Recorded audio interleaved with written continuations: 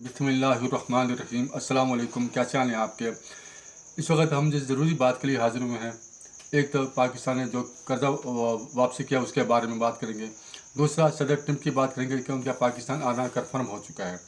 तीसरा, हम लबनान और इसराइल के जंग के बारे में बात करेंगे। चौथा, हम फ़लस्तीन के बारे में बात करेंगे जो उनके साथ जुल्म हुआ है। और पाँचवा, पाकिस्तानी अवाम के साथ जो जुल्म जारी है उसके बारे में बात करेंगे।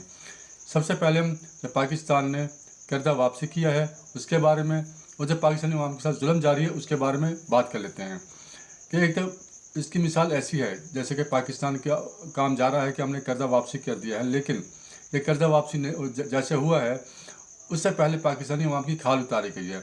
इस चीज़ की हम मिसाल ऐसे दे देते हैं कि एक मौलवी साहब थे, उन्होंने एक तवाइफा से कहा कि मुझसे शादी कर लो, आप गुनाहों से बच जाओगी और अब मेरे साथ खुशखुम ज़िंदगी गुजारो और अल्लाह अल्लाह करो।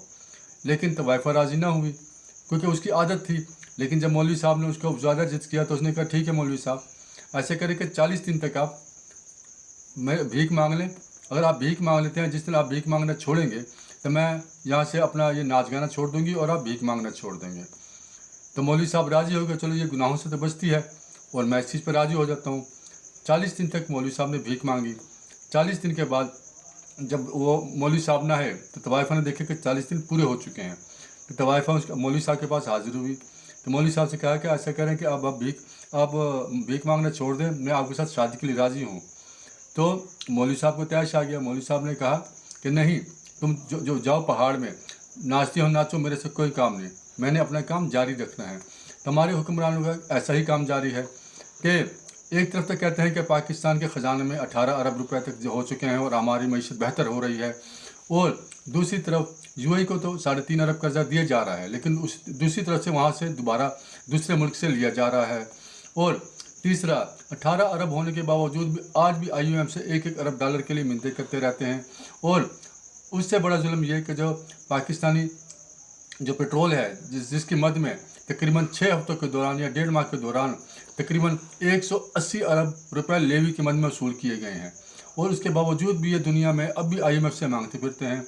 अगर ये अपने अखराजात कंट्रोल कर लें और अपने जो फजूल खर्चियाँ ख़त्म कर दें, जिससे पाकिस्तान की आवाम को भी सहूलत होगी, क्योंकि यहाँ से भी पैसा लिया जा रहा है, बाहर मुल्कों से भी पैसा लिया जा रहा है, कर्जा भी दिन ब दिन बढ़ता जा रहा है।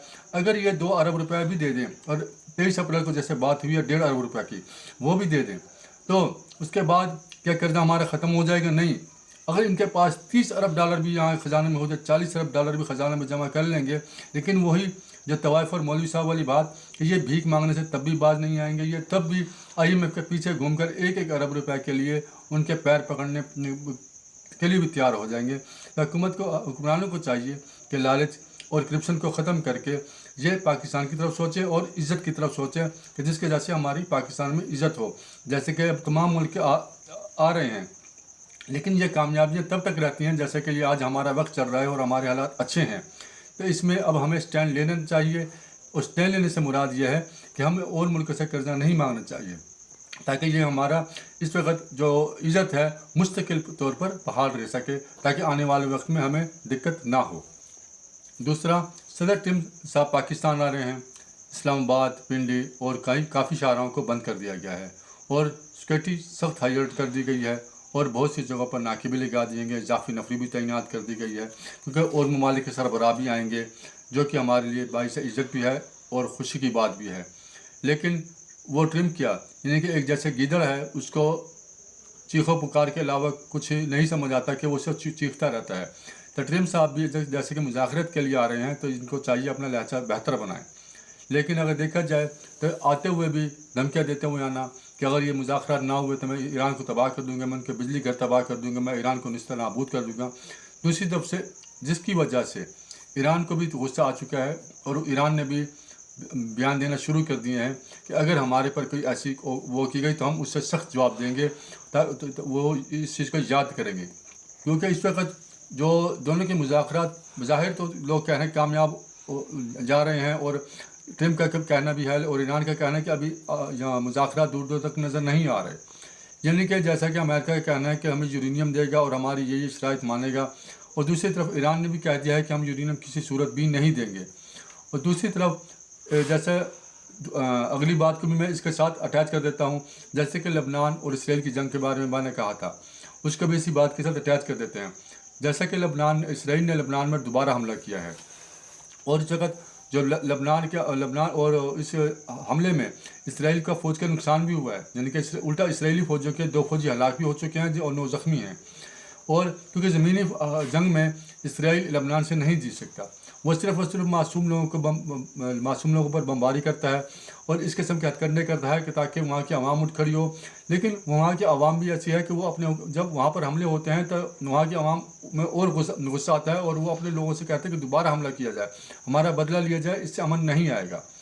اور ٹرمپ اور ایران کے مذاکرات اس لیے بھی کامیاب ہوتے ہوئے نظر نہیں آتے کہ ٹرمپ تو ایک تو وہاں پر سے یورینیم مانگ رہا ہے اور ایران نے انکار کر دیا ہے، دوسرا لبنان نے جیسے کہا ہے کہ اگر ہمارے پر حملے جاری رہتے ہم تو خاموش نہیں رہیں گے کہ وہ حملے کرے گا اور ہم حملہ نہیں کریں گے، ہمارے پر جیسے ہی حملہ ہوگا ہم اس کے اوپر ویسے ہی حملہ کریں گے۔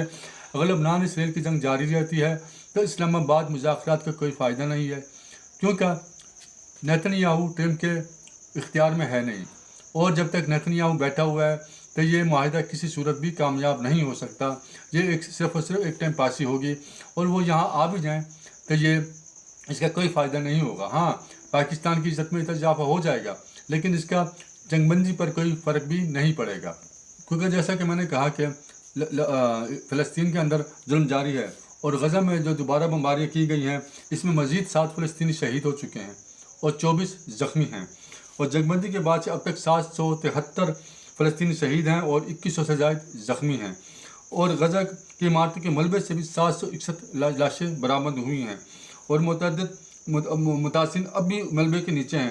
شہیدوں کی تعداد یعنی کہ جو اب تک جنگ ہوئی ہے اس میں شہیدوں کی تعداد 72,549 ہو گئی ہے، اور 1,72,274 زخمی ہیں، یعنی کہ جو ملبوں سے لاشیں نکل رہی ہیں کہ جو بہت بڑی مقدار میں ہیں، جو ابھی تک نکالی نہیں جا سکی کیونکہ وہاں مشینری کی کمی ہے۔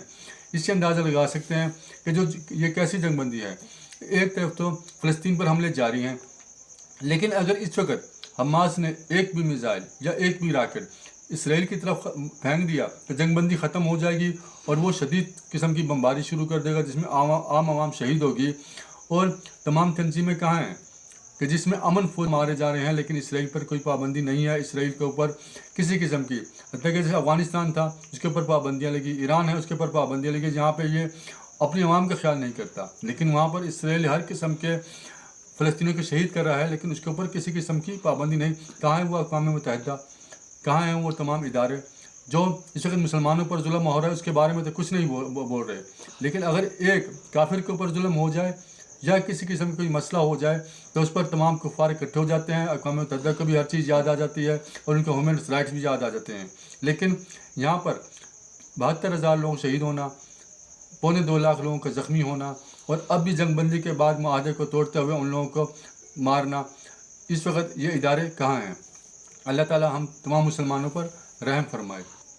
اور ہاں، ایک چیز کہ جیڈی وینس کو یعنی کہ مذاکرات سے نکال دیا گیا ہے، اور دوسرا ان کی جگہ وٹکوف اور کشنر کو ڈال دیا گیا ہے، یعنی کہ جو پہلے بندہ آیا تھا اس کو نکال کر ان دونوں کے ساتھ ٹرمپ لے کر آ رہا ہے، جس کے اندازہ ہوتا ہے کہ اس وقت اگر یہ مذاکرات ناکام ہو جاتے ہیں جس کے اندر 3 دن کا ٹائم ہے تو اس کے بعد جو تباہی ہوگی اس سے اللہ تعالیٰ تمام مسلمانوں کو بھی محفوظ رکھے اور تمام دنیا کو بھی محفوظ رکھے۔ اور تمام مسلمانوں کو اس بارے میں دعا کرنی چاہیے کہ اللہ تعالیٰ اس چیز کے اندر امن لے آئے، نہیں تو اللہ تعالیٰ ان تمام لوگوں کا جو کفار ہیں اور جو مسلمانوں کے خلاف نقصان اٹھا رہے ہیں، مسلمانوں کے خلاف چالیں چل رہے ہیں، اللہ تعالیٰ ان تمام کو تباہ و برباد فرمائے۔ اگر ویڈیو پسند آئی ہو تو چینل کو سبسکرائب کریں، لائک کریں اور اپنے رائے کا اظہار کریں۔ شکریہ۔ السلام علیکم۔ پاکستان زندہ باد۔